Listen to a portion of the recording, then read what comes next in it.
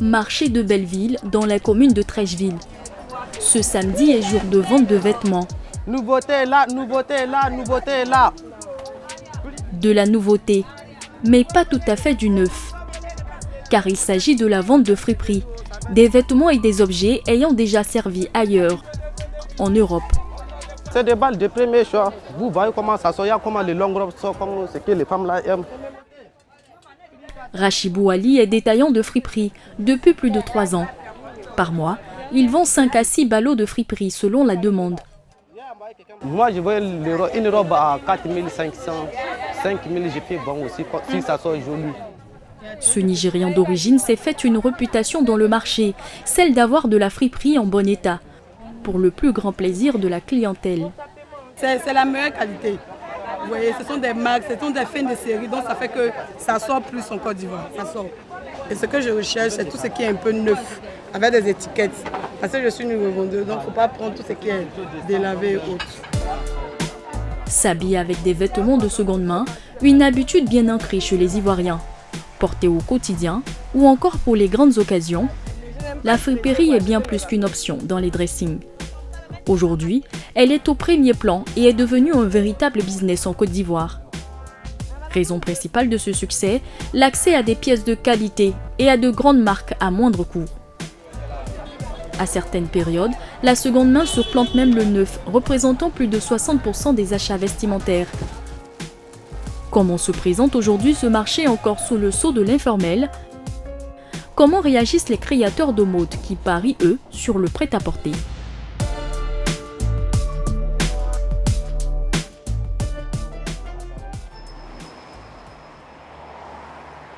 Cocody, quartier Faya.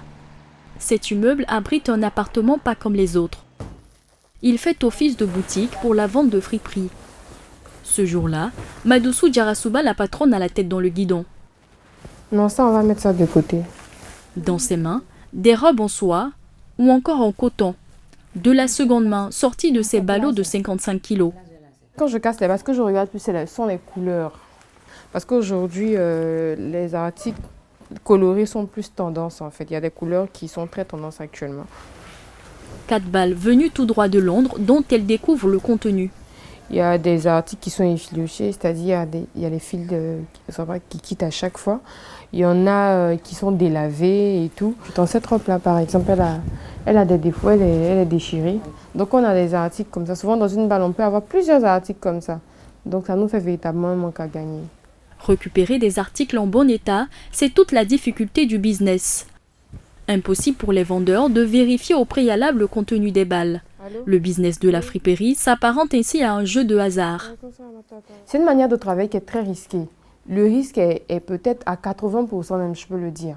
On peut prendre des balles aujourd'hui, je peux prendre 10 balles, sur 10 balles, je peux perdre 5 balles, c'est pas impossible. Et le reste, on va essayer de se rattraper dans les 5 autres balles qui restent. Pour cette fois, coup de chance, le contenu des 4 balles est dans l'ensemble satisfaisant. Pour les 4 ballots qu'on a cassés, on a eu environ 600 pièces. Pour le moment, on ne parle pas encore de perte, au contraire, 600 pièces, c'est pas petit aussi. Ça va nous permettre de savoir si on va faire des choses en plus qui vont eux nous permettre de mieux vendre. Des choses en plus, entendez par là une stratégie de vente pour mettre des articles en valeur. Coucou, bonsoir Isora, ça va? Ça va et toi? Pour cela, Madoussou Diarasouba a donné rendez-vous à un mannequin pour un shooting. Donc, comme je t'ai dit au téléphone, on a cassé des balles tout à l'heure. Donc on va commencer par ceux qui ont déjà été défroissés. On va faire des vidéos et des photos. Je vais commencer par ces longues robes et puis ensuite on va aller avec les autres. Titulaire d'une licence en communication, marketing et publicité, Madoussou Diarasouba mise sur les réseaux sociaux pour booster ses ventes. Tu peux venir. Le mannequin enchaîne les poses et les tenues. Voilà. Le tout devant l'objectif de la commerçante. La séance de shooting photo nous permet de mieux nous projeter en fait dans le vêtement qu'on met en vente et permet au client d'imaginer aussi le look qu'il veut faire, de mieux voir la couleur, la matière, comment c'est porté.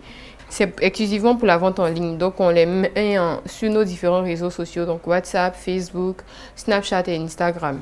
Approximativement, cette robe, on peut la vendre à 7 000. Voilà, parce qu'elle est portée.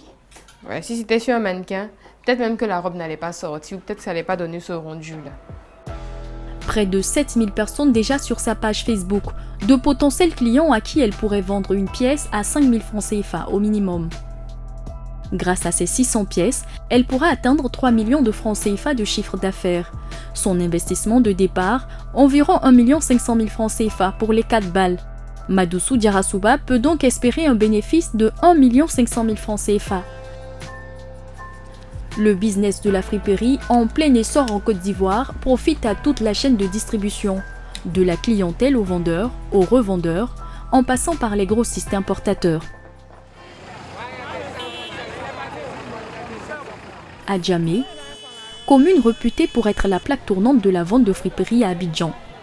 C'est ici, dans cet entrepôt, que Abou Sangaré stocke les balles de friperie. Environ 550 balles, arrivées par conteneur il y a quelques jours, y sont entassées pour être vendues. Chaque mois, là, ça avait deux conteneurs comme ça, souvent chaque mois un conteneur. Des conteneurs chargés de tonnes de friperie en provenance de l'Angleterre pour la plupart. Ça là, c'est l'habit des enfants. Ça c'est ménagé. Il y a pantalon dedans, petit robe, petit culotte, petit tricot. Ça c'est en gros prix. 190 000. Ça c'est les mini-robes. C'est les robes des jeunes filles. Moi c'est 10 ans, 13 ans, 16 ans. Ça c'est en gros prix 100 000. 40 à 250 balles sont vendues par semaine. La clientèle débourse entre 80 et 250 000 francs CFA pour obtenir une balle, sans toujours connaître au préalable le contenu. Ça vient ici, on va casser des voies avant que nous allons commencer des voies. Ni c'est bon, c'est pas bon. Donc nous voyons il y a des dépôt dessus. Nous patrons un pelle derrière l'eau. Ah, prochainement là, ça là, les bras là, ça n'a pas bien sorti. Mais prochainement, vous n'avez qu'à voir des bien arrangés.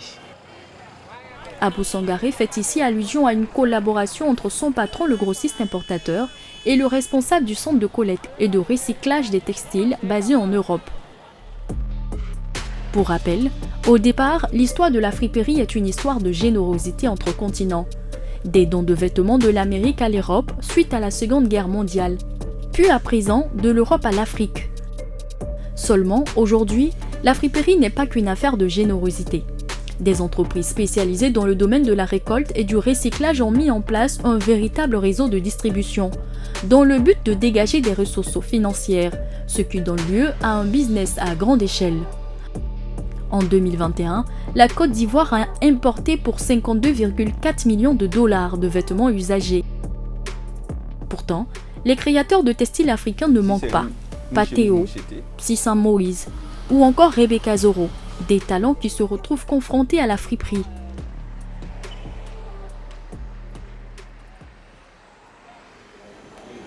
Dans cet atelier, situé dans les quartiers des Deux Plateaux, nous retrouvons Passi Morocro.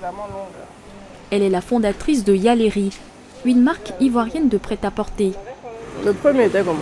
Le premier était comme ça, parce qu'il y a une fermeture juste devant là. Ce jour-là, elle supervise les travaux d'une nouvelle collection, qu'elle prépare depuis quelques mois.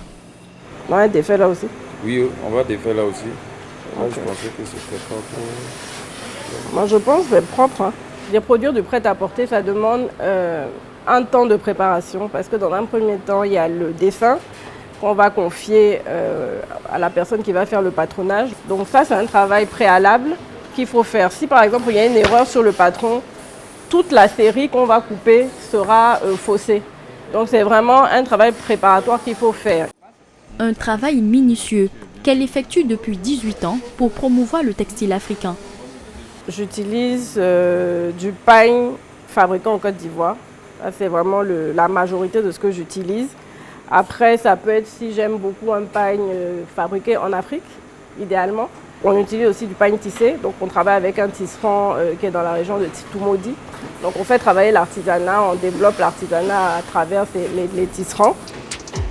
Sortir une collection d'une centaine de pièces de prêt-à-porter nécessite des mois de travail et surtout un préfinancement à coût de millions de francs CFA.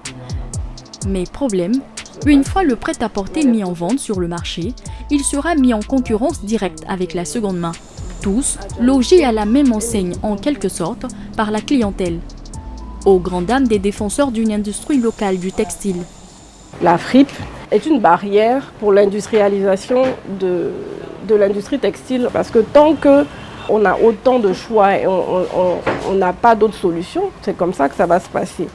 Mais à un moment donné, si on ne réagit pas, ce sera comme pour tout. On ne produira rien, ni vêtements, ni nourriture, ni voitures. Si on n'industrialise pas nos pays, on sera toujours tributaire de ce qu'on vient nous déverser et ce qu'on veut bien nous vendre. Direction le marché Cocovico de Cocody, nous avons proposé à Passy Morocro de venir flairer les étals de friperie. 500. Tout à 500. Des tas de vêtements de seconde main déversés sur le marché à prix cassé. Il y a des beaux tissus, il y a du lin, il y a du coton, c'est assez varié. 500 francs, ça défie toute concurrence, c'est vraiment très abordable.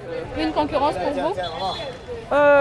Je dirais pas une concurrence parce que acheter chez un créateur local, c'est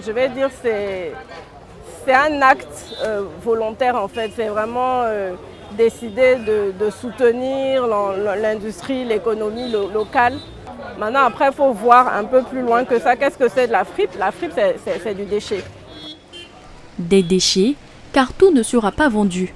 Et les vêtements qui ne trouveront pas de preneur finiront dans la nature. Ça va se retrouver où? Ça va se retrouver dans nos poubelles, dans nos caniveaux. Et c'est des matières en fait qui ne sont pas biodégradables. Donc forcément, ça va polluer. Donc si les pays occidentaux s'en débarrassent, c'est bien parce que c'est des déchets qu'ils ne savent pas recycler ou dont ils ne peuvent rien faire. Un cri d'alerte, loin pour l'instant de faire vaciller le business de la friperie, en plein boom économique en Côte d'Ivoire et dans tout le continent.